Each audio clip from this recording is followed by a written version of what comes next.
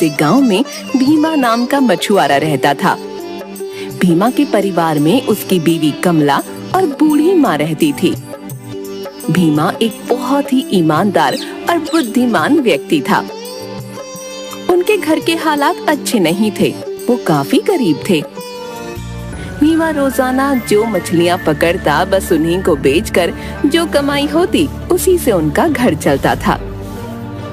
रोजाना कमाकर रोजाना खाने वाला हिसाब था। उनके पास बुरे समय के लिए कोई भी पैसे नहीं जुड़े हुए थे। भीमा भगवान में बहुत विश्वास करता था। वह काम पर जाने से पहले और नदी पर अपना काम शुरू करने से पहले हमेशा भगवान का स्मरण करता था। एक दिन जब भीमा घर से नदी की तरफ निकलने लगा, तभी उसकी बीवी कमला कहती है, सुनो, आज काम पर मत जाओ, माँ जी की तबीयत ठीक नहीं है। पता नहीं किस चीज की जरूरत पड़ गई तो। अरे भाग्यवान, यदि मैं मछलियां पकड़ने नहीं जाऊंगा तो आज घर का खाना कहाँ से आएगा? क्या तुम्हारे पास कुछ पैसे हैं? मेरे पास तो कुछ पैसे नहीं है। खाना लाने के लिए पैसे तो चाहिए ही, इसीलिए तुम्हें जाना भी पड़ेगा और माँ जी की दवाई भी लानी है। ठीक है, मैं नदी पर मछलियां पकड़ने जा रहा हूँ। हो सकता है कि आज बड़ी मछली हाथ लगे और जल्दी से उसे बेचकर खाना और दवा लेकर आ जाऊंगा। ये कहकर वो अपना जाल लेकर नदी की तरफ चल पड़ता है। भीमा जैसे ही नदी पर पहुंचता है, वो भगवान का स्मरण करते हुए कहता है, हे भगवान, आज मेरे घर में खाने के लिए कुछ भी नहीं है और मुझे मेरी माँ के लिए दवाई भी लेनी है। मुझ पर कृपा रखना प्रभु, आज मुझे बड़ी बड़ी मछलियाँ मिल जाए। ये कहते हुए भीमा अपना जाल नदी में फेंकता है और मछली फंसने का इंतजार करता है। तभी उसका दोस्त मछुआरा सुंदर भी वहाँ मछलियाँ पकड़ने आता है। वो भीमा से कहता है, अरे भाया, कोई मछली फंसी है या नहीं, या यूं ही जाल डालकर बैठे हो कब से? बस इंतजार कर रहा हूँ मछली फंसने का। आज मुझे घर जल्दी जाना है। तभी भीमा को लगता है कि क्या जाल में मछली फंस गई। वो जैसे ही जाल को बाहर की तरफ खींचता है तो देखता है उसमें बहुत छोटी छोटी मछलियाँ होती हैं। ये देखकर सुंदर उस पर हंसता है। अरे वाह भाई, आज तो बहुत बड़ी मछलियाँ फंस गई तुम्हारे जाल में। सारी बड़ी मछलियाँ तुम ही ले जाओगे क्या? इस तरह सुंदर भीमा का मजाक उड़ाता है। भीमा वो मछलियाँ देखकर बहुत दुखी होता है और सोचता है, हे प्रभु, पता नहीं इतनी छोटी मछलियाँ बिकेंगी भी या नहीं और खाने और दवा के लिए पैसे भी हो पाएंगे या नहीं। उस दिन अपनी किस्मत पर रोता हुआ भीमा छोटी छोटी मछलियों को लेकर भारी मन से बाजार में बेचने चल पड़ता है। मछली ले लो, मछली, ताजी छोटी मछली। उसके पास मछली लेने कोई नहीं आता। सभी लोग बाजार में बड़ी बड़ी मछलियाँ खरीद रहे थे। वो लगातार लोगों को आवाज लगाता है कि कोई तो उसकी मछलियाँ खरीद ले। काफी देर बाजार में खड़े होने के बाद भी उसकी मछलियाँ नहीं बिकती। लोग बड़ी मछलियाँ लेने के लिए दूसरे मछुआरों के पास जा रहे थे। अब बाजार बंद होने वाला था और सभी मछुआरे अपनी मछलियाँ बेचकर घर वापस जा रहे थे। परंतु भीमा निराश था। वहीं बाजार में खड़ा इसी उम्मीद में कि कोई तो उसकी मछलियाँ खरीद ले। तभी एक व्यक्ति भीमा के पास आता है। अरे भाई साहब, ये मछलियाँ किस दाम में दे रहे हो? जी बाबूजी, ये सब मछलियाँ आप 200 रुपए में ले लीजिए। इस पर वो व्यक्ति कहता है, यह तो बहुत छोटी छोटी मछलियाँ हैं, इनके 200 तो नहीं दूंगा, 100 में देना है तो दे दो। भीमा बेचारा क्या करता। उसे लगा कि कहीं ये ग्राहक भी चला गया तो उसे 100 रुपये भी नहीं मिलेंगे। वह 100 रुपये में सारी मछलियाँ उस व्यक्ति को दे देता है।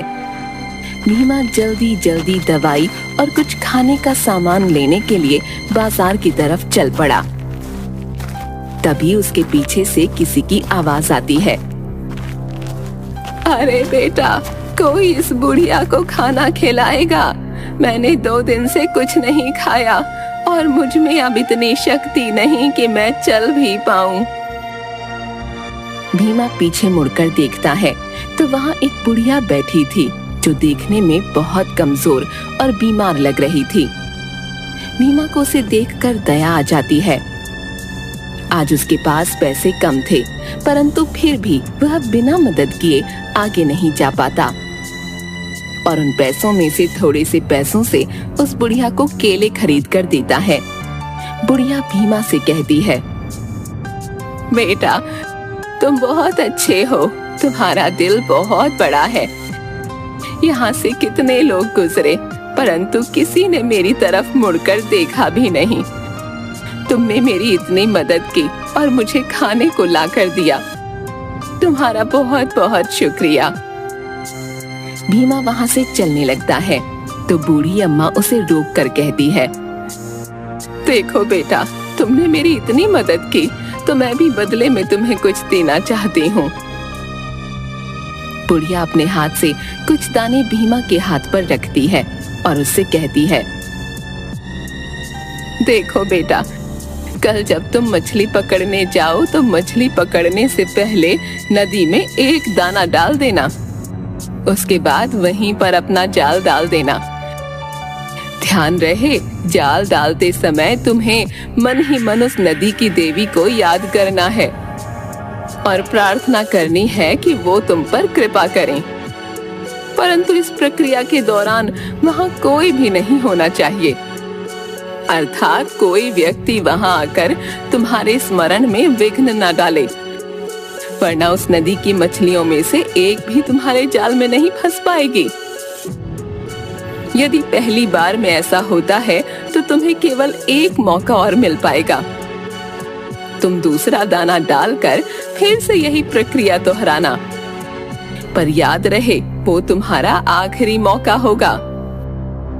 यदि तुम सफल हो गए फिर तुम्हें जो मछली मिलेगी वो तुम्हारी किस्मत बदल देगी। भीमा बुढ़िया से वो दाने लेकर अपने घर की ओर चल देता है। घर पहुंचते ही भीमा अपनी पत्नी कमला को खाना और माँ की दवा देता है।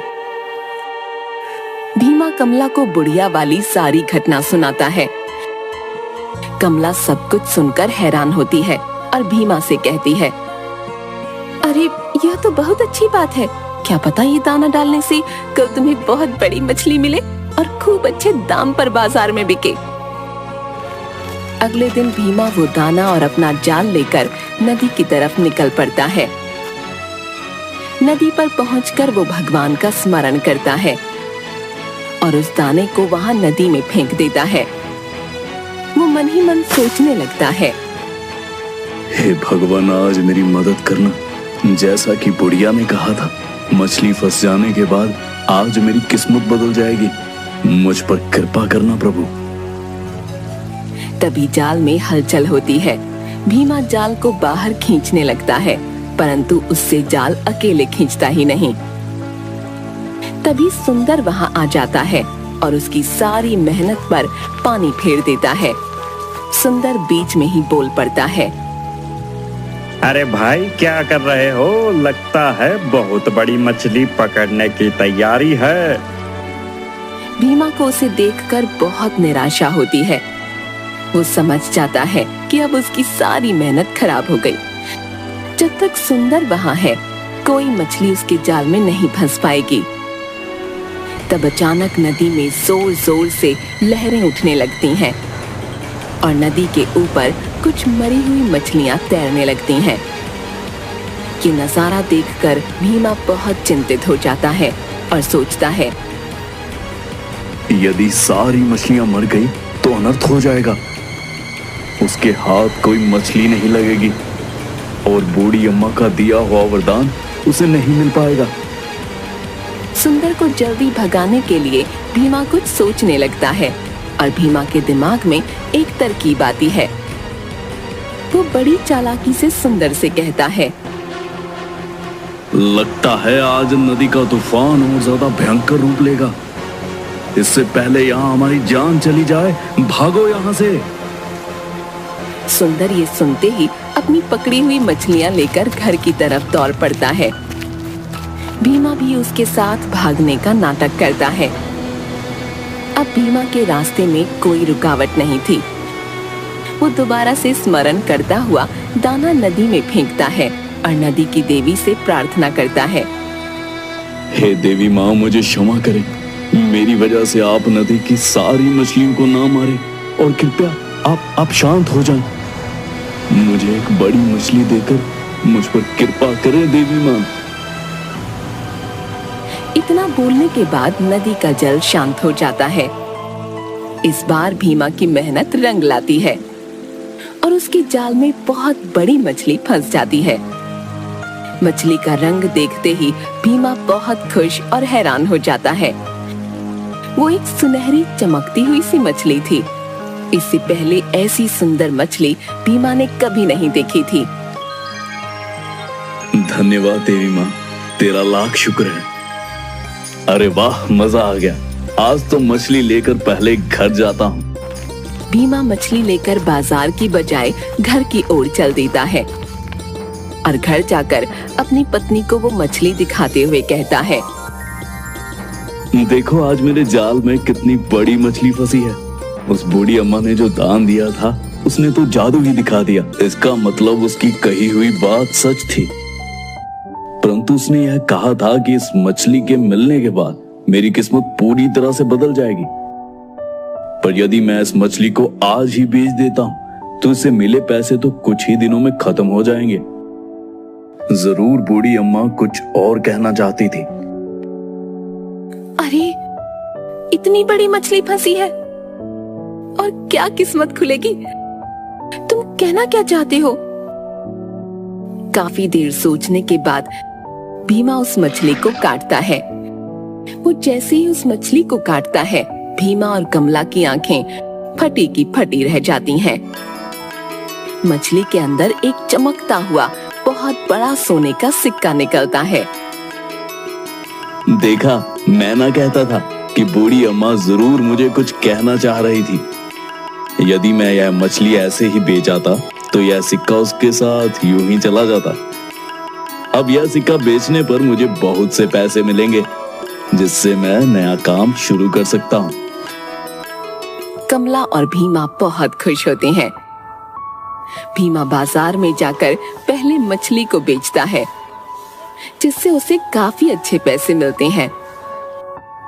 बाद में सोने के सिक्के को लेकर बाजार में जाता है और उसे भी बेच देता है। सोने के सिक्के के बदले उसे बहुत सा धन मिलता है। अब भीमा की गरीबी दूर हो गई थी। भीमा उसी रास्ते पर जाता है जहां उसे वो बूढ़ी अम्मा मिली थी। वो चाहता था कि वो उसका शुक्रिया अदा करे, परंतु वहां पर उसे कोई बूढ़ी अम्मा नहीं मिलती और आसपास ढूंढने पर भी कोई बूढ़ी अम्मा नहीं दिखती। तभी भीमा मन ही मन सोचता है कि भगवान ने उसकी मदद के लिए ही किसी फरिश्ते को भेजा था। भीमा उस पैसे से अपना नया कारोबार शुरू करता है और देखते ही देखते बहुत पैसे वाला बन जाता है। इसके बाद से भीमा अपने परिवार के साथ खुशी खुशी जीवन व्यतीत करता है।